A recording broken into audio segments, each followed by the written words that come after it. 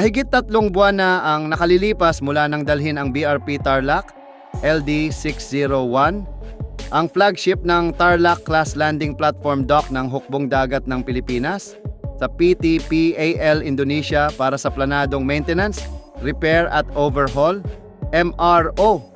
Formal na itinuring ang biyahe bilang bahagi ng nakasanayang Life Extension Maintenance Program upang mapanatiling handa sa operasyon ang barko.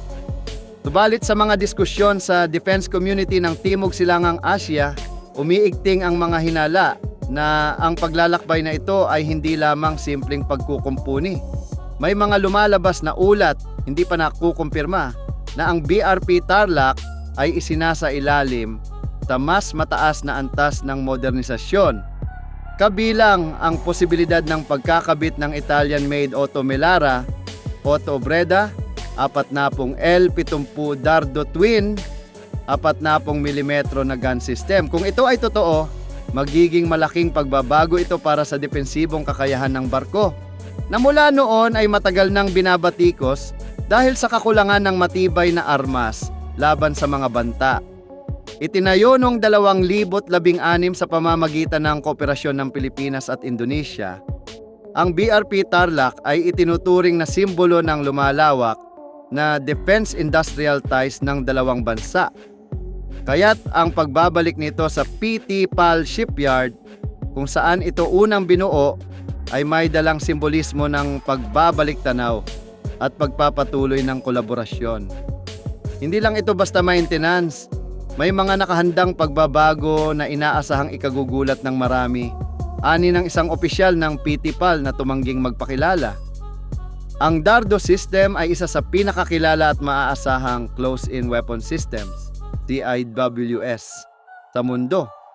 Mayroon itong twin 40mm barrels, radar at electro-optical guidance, at kayang maglabas ng napakataas na rate of fire upang sagupain ang mga incoming na missile, eroplano o mabilis na sasakyang pandagat. Kung mailalagay ito sa BRP Tarlac, malaking hakbang ito mula sa kasalukuyang armas ng barko na binubuo lamang ng mga manual 25mm autocannons at 250 caliber machine gun. Matagal nang ikinababahala ng mga defense analyst na ang Tarlac class LPDs, sa kabila ng kanilang laki at kahalagahan, ay nananatiling mahina ang proteksyon sa sarili. Ang mga barkong tulad ng BRP Tarlac ay karaniwang nagagamit sa strategic sea lift operations, humanitarian missions, at transport ng tropa at kagamitan.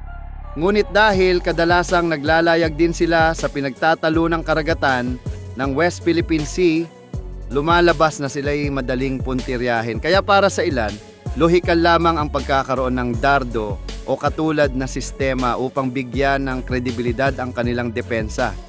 Ito ay hindi simpleng usapin ng armas, ito ay usapin ng estratehiya, paliwanag ni Dr. Carlo Lacsamana, isang kilalang defense analyst mula Maynila. Kung hindi mo protektahan ang iyong pinakamalaking barko, parang sinasabi mong handa kang isugal ang pinakamahalaga mong asset sa mga flashpoint waters. Kaya ang ganitong uri ng upgrade ay hindi lang praktikal, kundi critical. Habang nananatiling walang pahayag ang PT-PAL at ang Philippine Navy tungkol sa issue, lalong umiigting ang interes ng publiko at ng mga eksperto. Isang senior naval officer ang nagbigay ng misteryosong pahiwatig. May sorpresa sa pagbabalik ng barko sa Maynila. Sa nakaraang mga taon, lumawak ang kakayahan ng PT-PAL sa defense systems integrasyon. Nakagawa na ito ng mga proyekto para sa Indonesian Navy kabilang ang missile integration at nakikipag-usap din ito sa iba't ibang foreign partners para sa modular combat upgrades. Sa puntong ito, malinaw na may kapasidad na silang magsagawa ng retrofitting ng modernong armas sa kanilang mga dating gawa. Kung totoo ang mga bulong-bulungan, ang pagbabalik ng BRP Tarlac sa Pilipinas ay hindi lamang pagtapos ng isang MRO cycle. Maaring ito ang magsilbing panibagong yugto sa mas agresibong modernisasyon ng Philippine Navy, lalo na para sa mga amphibious at expeditionary forces. Maaari rin itong magtakda ng halimbawa para sa mga karatig bansa na may kahawig na barko, na kahit ang mga logistics o support vessels ay dapat maging handa para sa labanan. Sa panahon ngayon ng gray zone tactics, maritime militias at hindi tiak na seguridad sa rehiyon, malinaw na hindi na maaring manatiling defenseless ang anumang barko ng isang hukbong dagat. Kaya't lahat ng mata ngayon ay nakatuon sa BRP Tarlac at sa magiging hitsura nito sa sandaling bumalik sa bansa. Kapag muling nasilayan ng publiko ang barko, masusing pagmamasdan kung may mababago sa itsura ng kanyang upper deck. Makikita kaya ang isang makinis na twin-barreled 40mm dardo turret na nakapwesto sa midship o sa hulihan. Hanggang sa dumating ang araw na iyon, nananatili ang tanong, tahimik bang binabago ng hukbong dagat ng Pilipinas ang isa sa kanilang pinakamalalaking barko upang maging isang lumulutang na kuta sa pinagtatalunang karagatan?